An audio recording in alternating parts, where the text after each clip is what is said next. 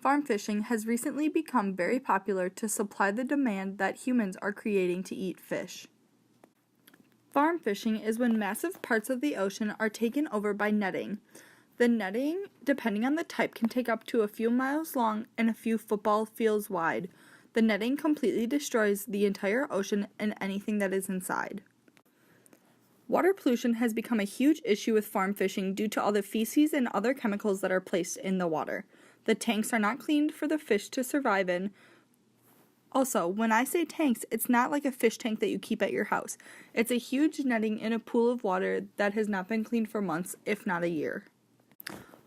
The water can carry diseases that humans could now digest by eating the fish. Farm fishing isn't only bad for the oceans and lakes, but now it is taking a toll on humans as well. There are many different types of farm fishing, some including gill nets, trolls, seines, and pots. All of these are very, very dangerous to the fish's life.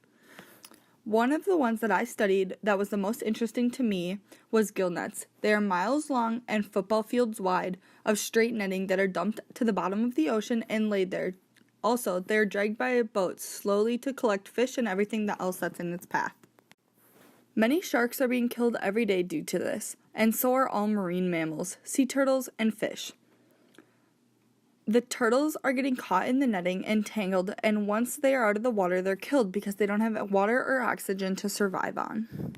The current event that I looked into was the Kihei Lagoon in Honolulu, Hawaii. Islandgoers blame gill nets for killing over 100 baby hammerhead sharks during the summer of 2018. People who lived near this lagoon knew it was a breeding ground for hammerhead sharks, so they were very careful about what they did to the water. The animals who were brought up onto shore in piles, including these hammerhead sharks and a bunch of other marine mammals who live in the water, were found dead. This is how they knew that gill nets were used in this situation. Sharks are killed by not being able to move freely around when they are trapped in netting. Marine mammals and turtles have been noticeably going extinct due to people killing them in netting or not allowing them to breathe or move freely. This problem needs to be fixed as soon as possible, hopefully by putting down some new laws. The STEM program has come up with other forms of catching fish that are less of a threat to the marine life, but now the challenge has come to set the laws in place.